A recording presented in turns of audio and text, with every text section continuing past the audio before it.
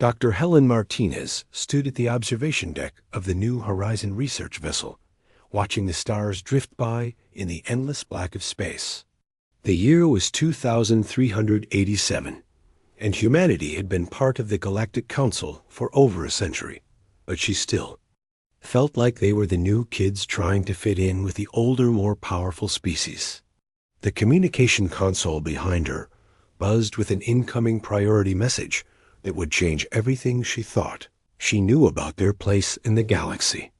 Message came from the Galactic Council Emergency Channel, which had never been used in Helen's lifetime. She walked over to the console and accepted the transmission, expecting another trade dispute or border disagreement. Instead, the holographic display showed three figures that made her blood run cold. A Zephyrian crystal warrior whose body should have been blazing with stellar energy, but was dim and flickering. A massive Vorthic soldier whose compound eyes were dull and lifeless.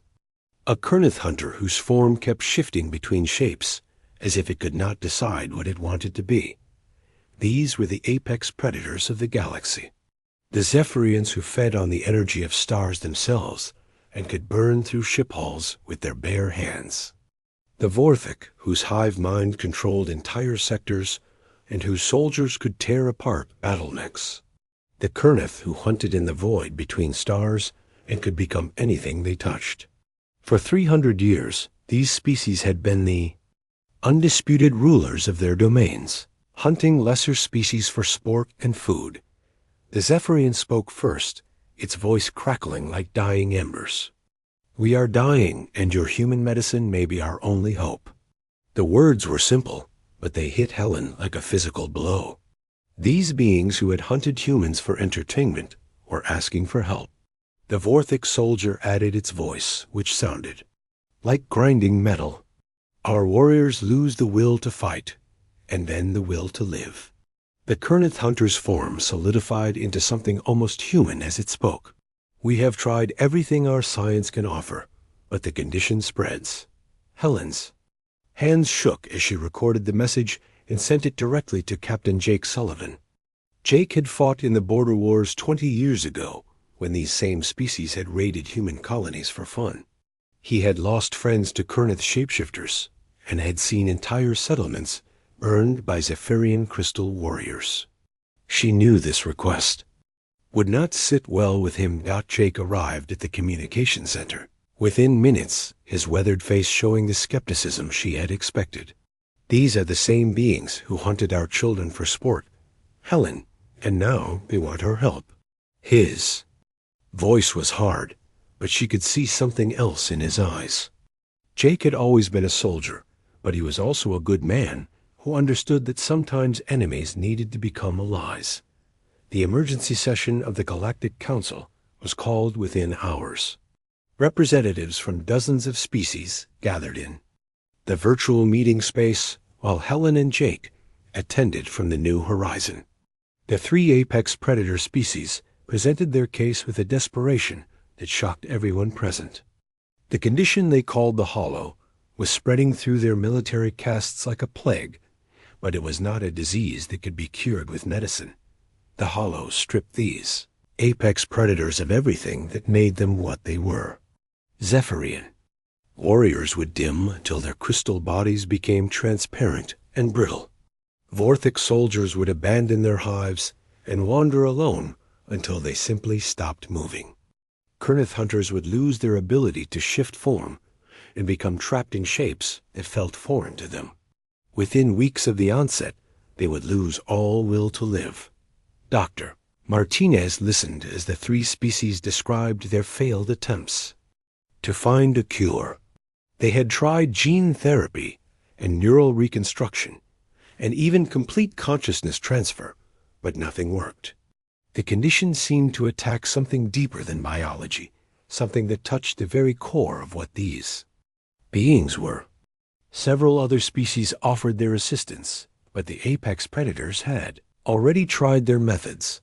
Then something unexpected happened. The Kernith representative looked directly at Helen through the holographic display and said something that would echo through the galaxy. "We have observed your species for centuries, and you are different from the others. You survive things that would destroy others, but more than that, you find ways to help those who have hurt you. Perhaps this is why we are compelled to ask for your aid." The council chamber fell silent as dozens of species processed this statement. The ethereal collective representative was the first to speak its energy form, pulsing with what Helen recognized as anger. "Humanity has been part of this council for barely a century, and these apex predators think they can provide solutions that advanced species cannot." Other voices joined in questioning why the apex predators would turn to what many still considered a minor species. But Helen was thinking about what the Kernith had said about humans being different. She had spent her career studying alien psychology and had always wondered why humans seemed to bounce back from trauma in ways that other species did not. While other species either dominated completely or completely dominated, humans had learned to find strength in helping others, even former enemies. Jake stepped forward and addressed the council. "If these apex predators are asking for our help, then the situation must be desperate. We have seen what happens when the galaxy's power structure collapses, and none of us want to return to the chaos of the old days." He paused, looking around the virtual chamber. "Humanity will provide whatever assistance we can." The vote was close, but the council approved the mission. Helen would lead a team of specialists to study the condition and attempt to find a cure. As the session ended and the various representatives disconnected, Helen found herself alone with Jake in the communication center. They both knew this was bigger than just a medical mystery. If the apex predators were truly dying, it would leave a power vacuum that could tear the galaxy apart. Jake looked at her with the expression she had seen him wear before difficult missions. "Helen, I need you to understand something. These beings have killed millions of humans over the centuries, and now they are asking us to save them. Whatever you find out there, whatever solution you come up with, it needs to be something that ensures this never happens again." Helen nodded, understanding the weight of responsibility on her shoulders. She would need to assemble a team of the best minds humanity had to offer, and somehow find a way to heal beings who had been their enemies for generations. As she began making her list of potential team members, she wondered if humans really were different from other species, and if that difference might be the key to solving the greatest crisis the galaxy had ever faced. The New Horizon changed course toward Zephyr Prime, where they would begin their investigation. Helen spent the journey studying everything humanity knew about the three apex predator species, while trying to understand what could cause such powerful beings to simply lose the will to live. She had a feeling that the answer would reveal something profound about the nature of life and purpose in the galaxy. Dr. Helen Martinez stood in the assembly bay of the New Horizon, watching her hastily gathered team prepare for what might be the most important mission in human history. She had managed to convince 3 of the most qualified specialists in human space to join her, but each of them carried scars from encounters with the very species they were now trying to save. Dr. Carl Thompson was a combat psychologist who had survived 18 months in Vorthek prison camps during the border wars. His research into trauma recovery had made him famous, but Helen knew the real reason she needed him. Carl understood what it meant to lose everything and find the will to keep going. He packed his equipment with the methodical precision of someone who had learned that preparation could mean the difference between life and death. Dr. Lisa Chun had lost her parents and younger brother to a Kernith hunting party when she was 12 years old. She had dedicated her life to studying neural patterns and consciousness, specifically focusing on how trauma affected different species. Her work had been groundbreaking, but Helen could see the pain in her eyes whenever the Kernith were mentioned. Lisa was the most brilliant mind Helen knew, but she was also the most damaged. Dr. Peter Williams was different from the others. He had never lost family to the apex predators, but his research into human resilience had been consistently ignored by the galactic scientific community.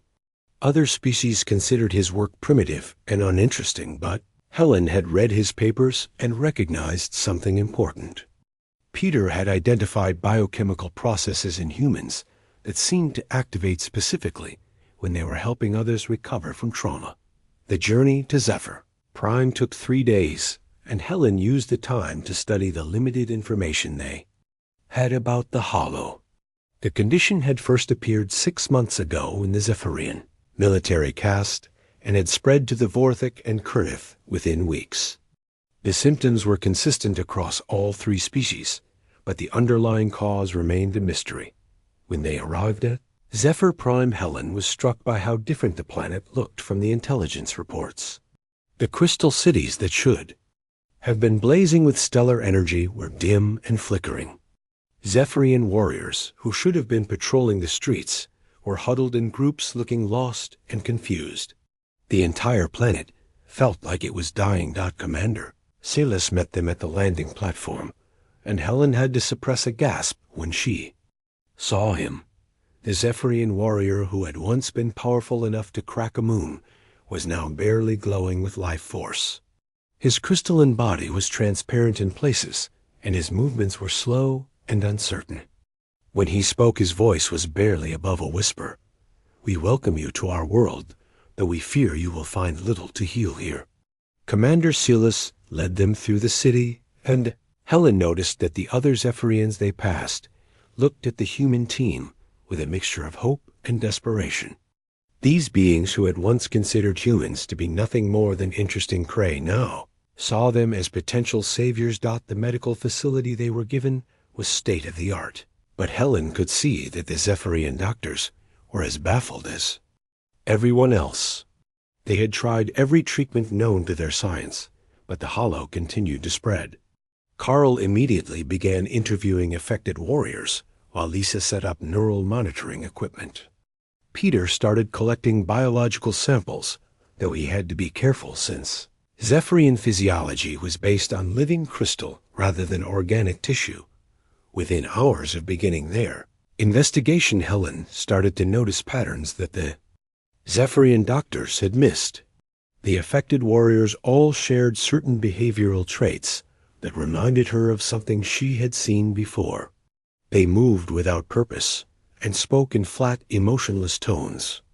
Their conversations focused on the meaninglessness of their existence and their inability to find satisfaction in activities that had once brought them joy. Carl was the first to make the connection. "Helen, I need you to look at these interview transcripts." He showed her recordings of conversations with affected warriors, and Helen immediately recognized what he was seeing. These symptoms were identical to what humans called clinical depression, but with a specific focus on existential. From EANIGSSNESS. The breakthrough came when Lisa discovered something extraordinary in the neural scans. The affected warriors showed patterns of brain activity that were completely different from healthy Zephyrians, but they were remarkably similar to patterns Lisa had seen in human trauma victims. The areas of the brain responsible for finding meaning and purpose were essentially shutting down. Peter made the next crucial discovery when he analyzed the timeline of the condition. The Hollow had first appeared shortly after the Zephyrians had achieved total dominance over their sector of the galaxy. They had eliminated all resistance and conquered every world that had previously offered them challenge. For the first time in their species' history, they had nothing left to fight. Helen called her team together in the medical facility late that night to discuss their findings. The 3 apex predator species had spent millennia as hunters and warriors, but they had finally reached a point where there was nothing left to hunt and no one left to fight.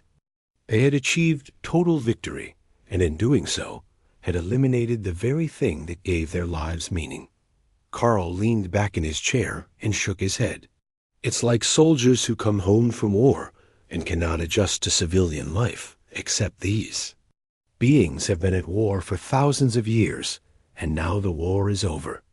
Their entire identity was built around being apex predators, but what happens to a predator when there is no more prey?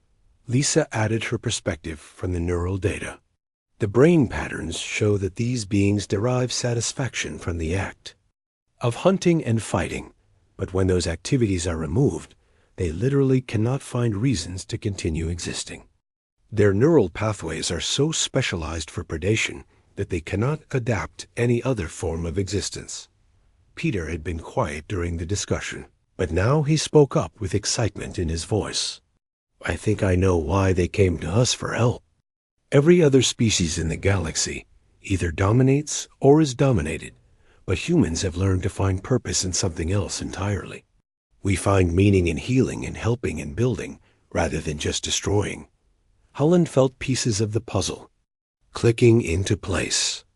Human brain chemistry was unique in the galaxy because humans had evolved to derive satisfaction from caregiving behaviors.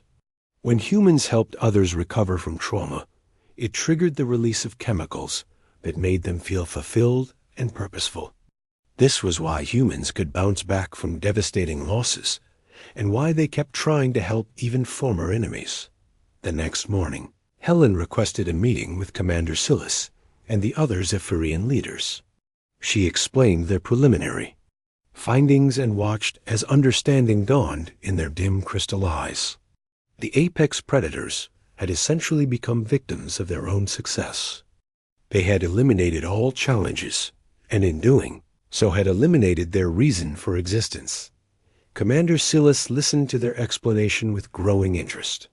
You suggest that we require purpose beyond simple dominance, but our species has known no other way for millennia. How does one learn to find meaning in activities that were once considered beneath us? Helen looked at her team and saw the same determination in their eyes that she felt in her heart. We believe that humans can teach you a different way to find purpose. Instead of deriving satisfaction from hunting and dominating, you can learn to find meaning in protecting and healing.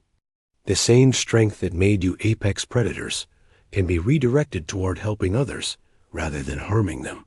The Zephyrian leaders exchanged glances, and Helen could see hope flickering in their crystalline forms for the first time since they had arrived. Commander Silas stepped forward, and his voice was stronger than it had been in months. We are willing to try anything that might restore our warriors to health. What do you need from us to begin this treatment? Helen smiled, knowing that they were about to embark on the most ambitious psychological rehabilitation program in galactic history. They would need to teach apex predators to find purpose in protection rather than predation, and somehow convince 3 entire species to fundamentally change their relationship with the rest of the galaxy. It would not be easy, but Helen had faith in humanity's greatest strength, which was their ability to help others heal, even when those others had once been their enemies. Dr. Helen Martinez watched through the observation window as Commander Silas attempted his first session with Dr. Carl Thompson. The Zephyrian warrior sat across from the human psychologist in a specially designed chamber that could accommodate his crystalline physiology. For the first time in months, there was a faint glow emanating from Silas's body as he engaged in what humans called talk therapy. 3 weeks had passed since the team had begun their work on Zephyr Prime, and the results were more promising than anyone had dared hope. Carl had developed a treatment protocol that combined human psychological techniques with careful chemical interventions designed by Peter Williams. The process was slow and required constant monitoring, but several Zephyrian warriors were already showing signs of improvement. The breakthrough had come when Peter discovered that human brain chemistry produced unique compounds during caregiving behaviors. When humans engaged in healing or helping activities, their brains released a cocktail of chemicals that created feelings of satisfaction and purpose. These same compounds, when synthesized and adapted for Zephyrian physiology, could help restore the neural pathways that had been damaged by the hollow. But the chemical treatment was only part of the solution. Lisa Chun had been working with the affected warriors to develop new neural pathways that could find satisfaction in protection rather than predation. Using advanced neural mapping technology, she was literally rewiring their brains to respond positively to acts of guardianship and care.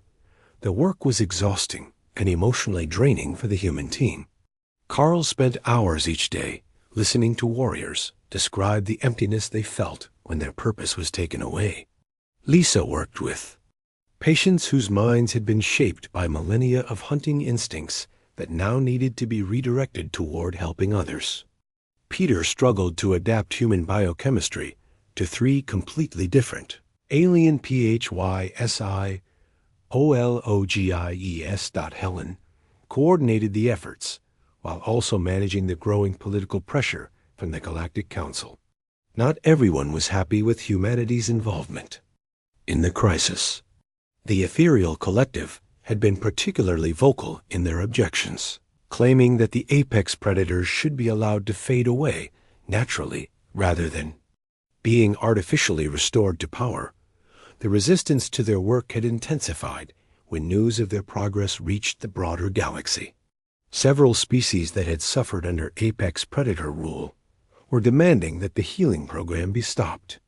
They argued that the galaxy would be safer without the Zephyrians Vorthik and Kernith as dominant forces. Helen understood their concerns, but she also saw the bigger picture.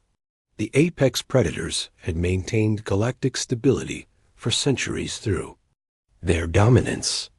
If they disappeared entirely, it would create a power vacuum that could lead to chaos and war. More importantly, Helen believed that healing was always better than allowing suffering to continue, regardless of who was suffering.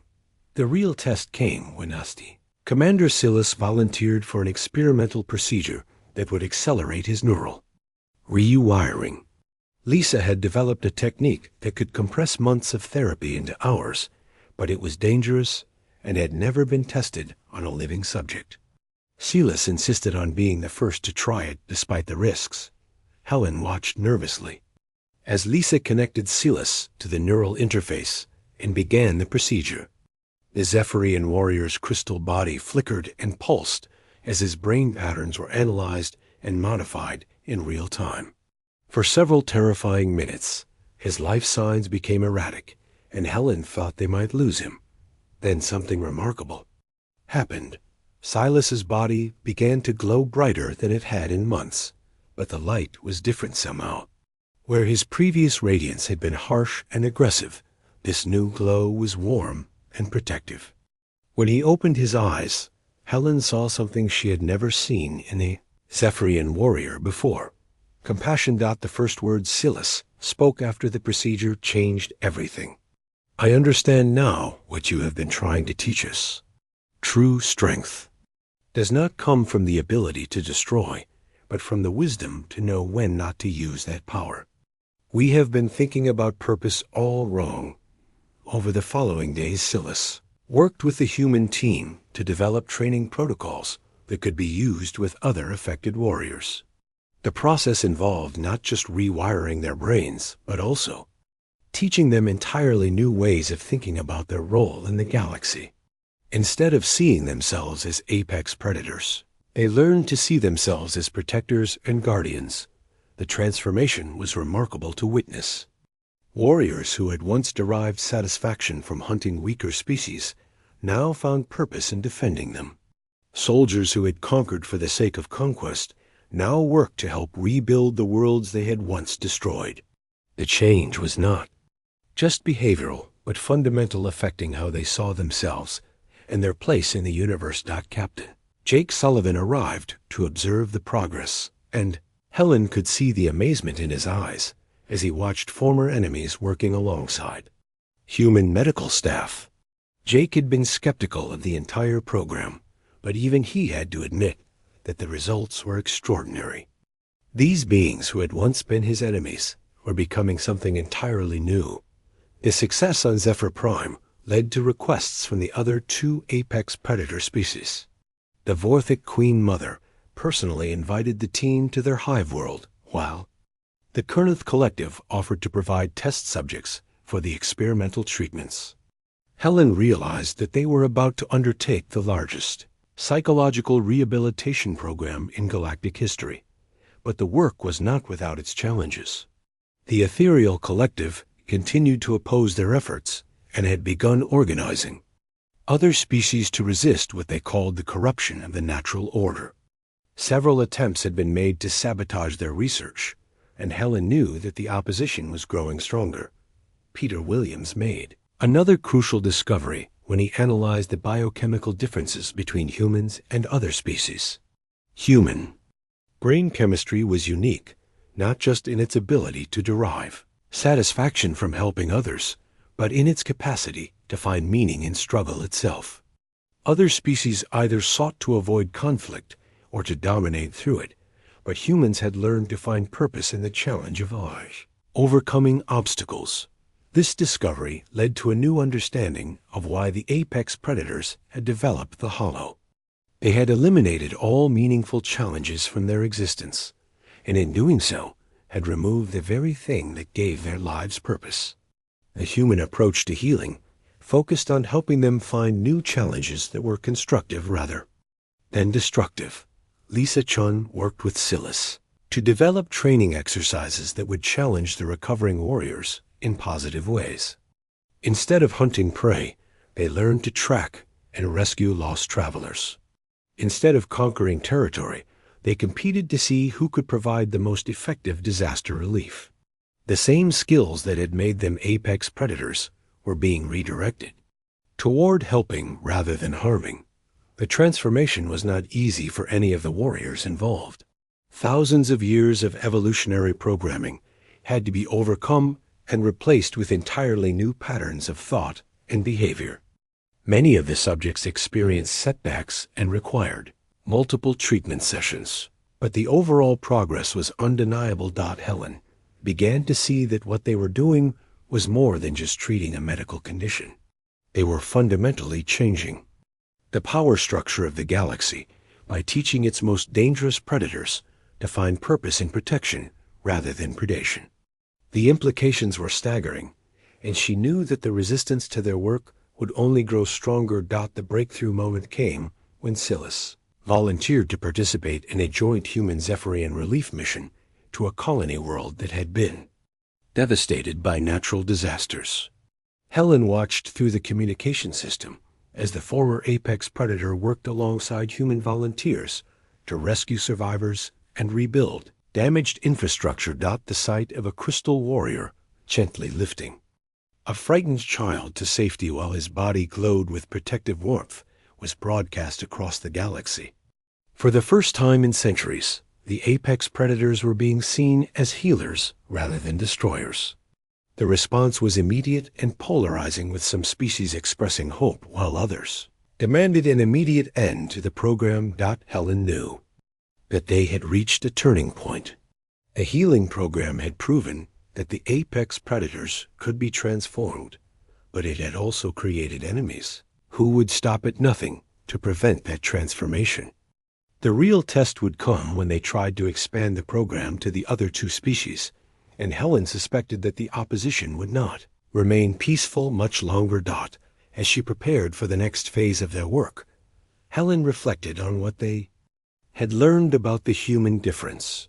Humans were not stronger or smarter than other species, but they had developed a unique relationship with struggle and growth that allowed them to find meaning in healing rather than harming.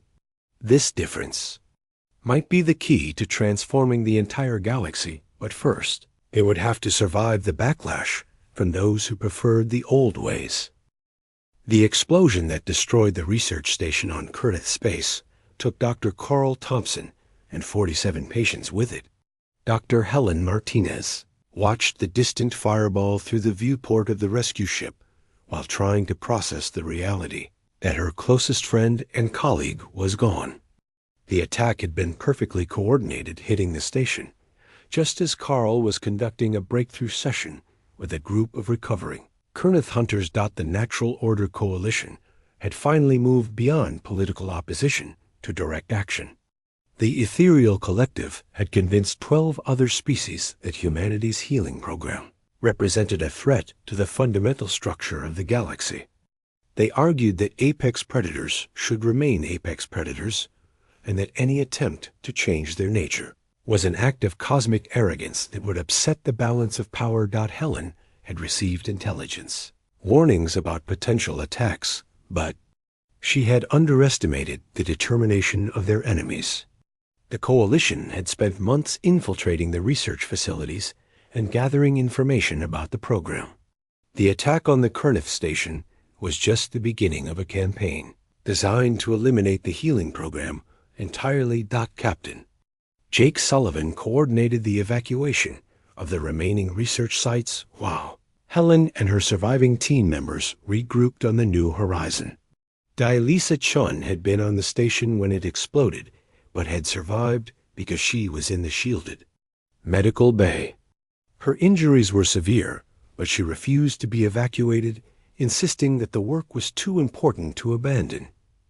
Dr. Peter Williams had been working on the Vorthik home world when the attack occurred, but he immediately requested transport to rejoin the team.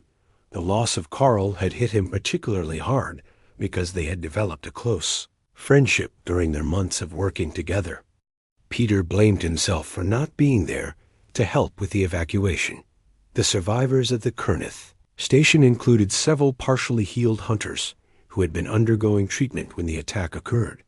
The most remarkable of these was Kane, a former prime hunter who had been one of the most feared predators in the galaxy. The healing process had been working on him, slowly teaching him to find satisfaction in protection rather than predation. When the station came under attack, Kane had made a choice that surprised everyone, including himself. Instead of fleeing or fighting back, he had used his shape-shifting abilities to shield human medical staff from the explosion. The act of selfless protection had triggered something in his neural pathways that completed his transformation from predator to guardian. Helen watched Kane as he helped coordinate the rescue efforts and marveled at the change in him. The being, who had once hunted humans for sport, was now risking his life to save them. His transformation was not complete, but it was profound, and it gave her hope that the program could succeed despite the attacks. The Coalition's strategy became clear. Over the following days, they were not just trying to destroy the research facilities, but to eliminate key figures in the healing program. Assassination attempts were made on Helen and her team members, while Coalition forces attacked any location where the treatment was being provided. The message was clear. The healing program would not be tolerated.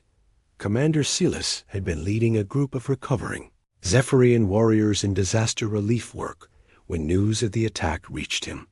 His response was immediate and decisive. The warriors under his command voted unanimously to provide protection for the human research team regardless of the personal cost. For the first time in galactic history, apex predators were volunteering to serve as guardians for humans. The situation escalated when the Vorthik Queen, Mother Zara, made a similar declaration. The recovering members of her warrior caste would defend the healing program, even if it meant going to war with the Coalition. The sight of Vorthik soldiers standing guard over human medical facilities was broadcast across the galaxy, and it polarized opinion even further. Helen realized that they were witnessing something unprecedented in galactic history. The apex predators were not just being healed, they were actively choosing to protect those who had once been their prey.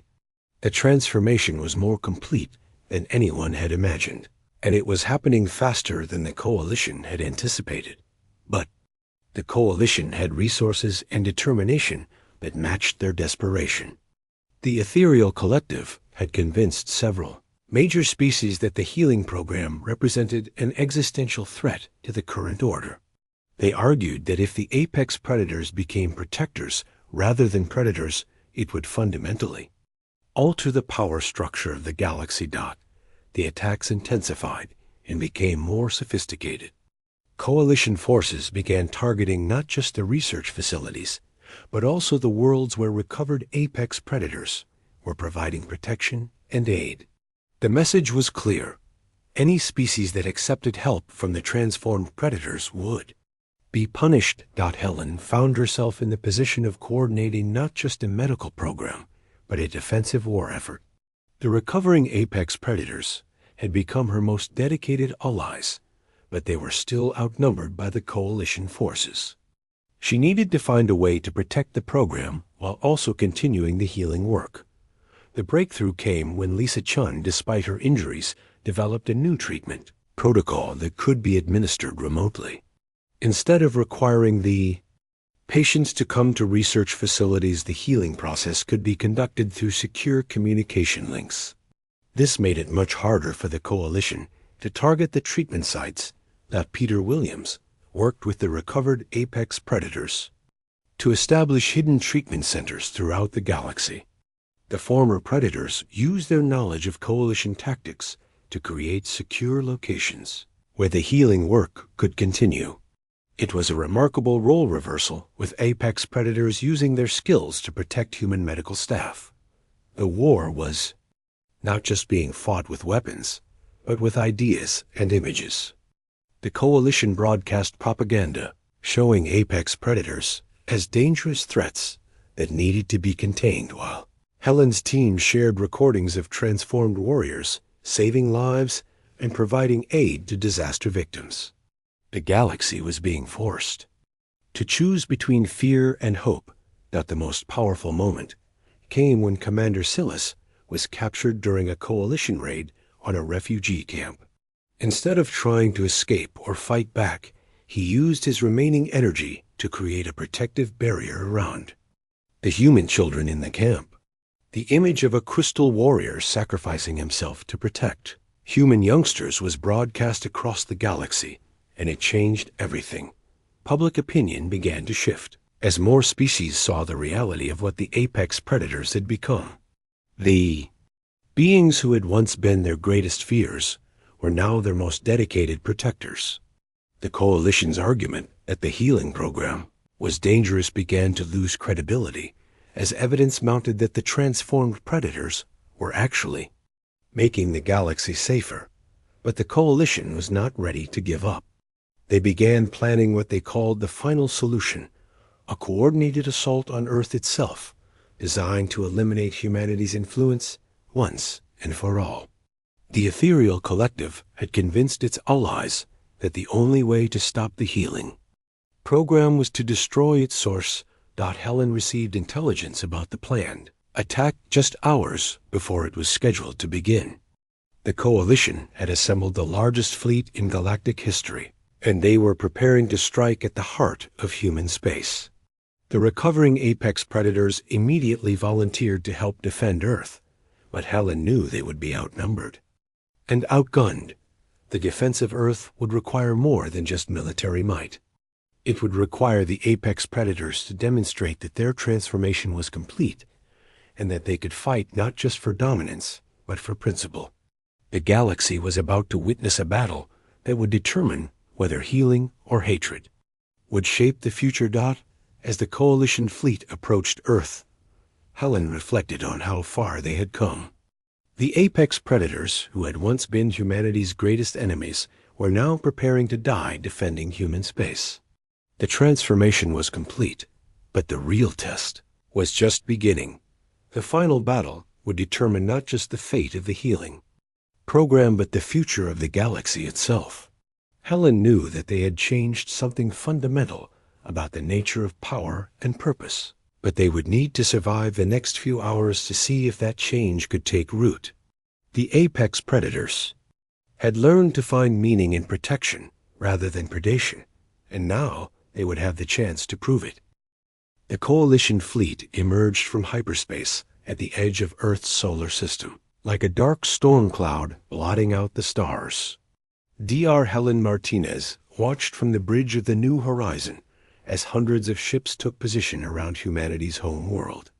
The ethereal collective had brought together every species that opposed the healing program in a final desperate attempt to destroy what they called the corruption of the natural order. But they were not alone in the darkness of space.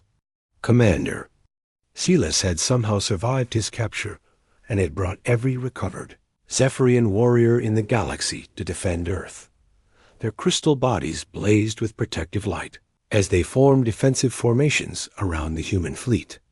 The Vorthic Queen Mother Zara had done the same, bringing thousands of her transformed soldiers to stand guard over the world that had given them new purpose. The most remarkable sight was the Kernith contingent led by Kane, the former Prime Hunter, who had completed his transformation during the attack on the research station. The shapeshifters had taken forms that were both beautiful and terrifying as they moved through space like living weapons dedicated to protection rather than destruction. For the first time in galactic history, the apex predators were fighting, not to conquer, but to defend. Captain Jake Sullivan coordinated the defense from the human command ship, while Helen worked with the apex predator leaders to develop strategy. The coalition had superior numbers, but the transformed predators brought something new to the battlefield. They were not just fighting to win anymore, but fighting to protect something greater than themselves. The battle began when the Ethereal Collective launched their assault on the orbital defense platforms. Their energy weapons carved through space like burning swords, but they met unexpected resistance from the Zephyrian warriors, who absorbed the attacks and redirected them back at their sources. The crystal beings had learned to use their power defensively rather than aggressively. Helen watched through the tactical display as the battle unfolded in 3 dimensions around Earth. The Vorthic soldiers moved in perfect coordination, but instead of their traditional swarm tactics, they formed protective barriers around human ships. The Kernith hunters used their shape-shifting abilities to repair damaged vessels and rescue crew members rather than infiltrate and destroy. The coalition had prepared for a conventional battle against apex predators, but they had not anticipated fighting beings who derived satisfaction from protection rather than predation. The transformed warriors fought with a determination that surprised their enemies because they were not just defending territory, but defending the idea that healing was possible. Dr. Lisa Chun worked from the medical bay to coordinate support for the wounded, while Dr. Peter Williams analyzed the battle data to help optimize the defensive strategies. The human team had become the nerve center of an unprecedented alliance between former enemies who had learned to find common purpose and protection. The tide of battle began to turn when Commander Silas made a breakthrough discovery. The Ethereal Collective's energy weapons were powered by the same stellar energy that Zephyrian warriors used to sustain themselves. By working together, the crystal beings could actually drain power from the coalition fleet while strengthening their own defenses. Mother Zara implemented a similar strategy with her Vorthic soldiers. Instead of attacking the coalition ships directly, they began disrupting the enemy's coordination networks. The hive mind that had once been used to dominate was now being used to protect, and the results were devastating to the coalition's ability to maintain organized assault. Kane and his Kernith hunters provided the final piece of the defensive puzzle. Their shape-shifting abilities allowed them to infiltrate coalition vessels, not to destroy them, but to disable their weapons and force surrenders. The hunters who had once stalked prey through the void between stars were now capturing enemies without causing unnecessary harm. The battle reached its climax when the Ethereal Collective attempted to break through the defensive line and strike directly at Earth's surface. Helen watched in amazement as the 3 apex predator species worked together in perfect coordination to create an impenetrable barrier around the planet. Crystal warriors provided energy shields, while Vorthic soldiers managed communications, and Kernith hunters moved between the formations to provide support where needed. The sight of humanity's former enemies sacrificing themselves to protect Earth was broadcast across the galaxy, and it changed everything. Species that had remained neutral in the conflict began to see the truth of what the healing program had accomplished. The apex predators were not just different, they were better than they had been before. The coalition's resolve began to crumble as their own forces witnessed the transformation. Several ships broke off from the attack and requested permission to withdraw. The ethereal collective found themselves fighting alone against an alliance they had never imagined possible. When Commander Silas offered them the chance to surrender and undergo healing rather than face destruction, many coalition forces accepted. The final moment came when the ethereal collective's flagship attempted one last desperate assault on Earth's surface. Helen watched as Commander Silas Kane and Queen Mother Zara joined their energies together to create a protective dome over the entire planet. The sight of the three apex predator leaders working in perfect harmony to shield humanity was the most beautiful thing she had ever seen. The coalition's attack broke against the combined will of beings who had found something worth protecting.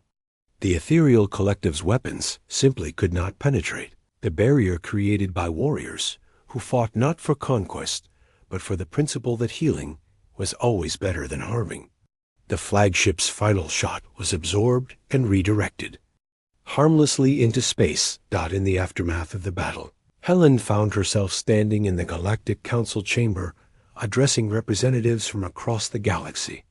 The Natural Order Coalition had been defeated, but more importantly, the entire structure of galactic politics had been transformed. The apex predators had proven that they could be trusted with power because they had learned to use it responsibly. The Galactic Council voted unanimously to establish the Guardian Triumvirate with Commander Silas Kane and Queen Mother Zara, the joint leaders of a new galactic protection force. The three apex predator species would work together with humanity and other allied species to defend the innocent and help worlds recover from disasters. Helen's team was given unlimited resources to expand the healing program throughout the galaxy. The treatment protocols that had been developed for the apex predators were adapted for other species that had suffered from various forms of existential crisis. The idea that true strength came from knowing when not to use power began to spread throughout the galaxy. The most remarkable change was in the apex predators themselves. Warriors who had once hunted for sport now competed to see who could provide the most effective disaster relief. Soldiers who had conquered worlds now worked to rebuild them. Hunters who had stalked prey through the void now searched for lost travelers to rescue. Dr. Peter Williams established research centers on dozens of worlds where scientists from multiple species worked together to understand the biochemical basis of purpose and meaning. His discovery that humans derive satisfaction from helping others became the foundation for a new field of study that transformed psychology throughout the galaxy. Dr. Lisa Chun developed training programs that taught other species how to find fulfillment in protective rather than destructive behaviors. Her work with neural pathway reconstruction became the standard treatment for beings who had lost their sense of purpose. The techniques she had pioneered with the apex predators were helping millions of beings across the galaxy. Captain Jake Sullivan was promoted to admiral and given command of the new Guardian fleet. He worked closely with the transformed apex predators to develop defensive strategies that prioritized protection over aggression. The same tactical brilliance that had made them feared as predators now made them invaluable as guardians. The transformation was not without challenges. Some apex predators struggled with the change and required multiple treatment sessions. A few coalition species remained hostile and had to be contained rather than healed. The process of rebuilding trust between former enemies took years and required constant effort from all involved, but the overall success was undeniable. The galaxy had become a safer place, not because the apex predators had been eliminated, but because they had been transformed. The same beings who had once been the greatest threats to galactic peace had become its most dedicated defenders. Helen often reflected on the journey that had brought them to this point. Humanity's greatest contribution to the galaxy had not been technological or military, but philosophical. They had taught the universe's most dangerous predators that true strength came from restraint, and that the greatest victories were won by lifting others up rather than tearing them down. The final scene of this transformation took place on a small colony world that had been devastated by natural disasters. Helen watched as Commander Silas led a joint relief mission that included human Zephyrians Vorthik and Kernith working side by side to help survivors rebuild their lives. Crystal Warrior's body glowed with warm protective light as he gently lifted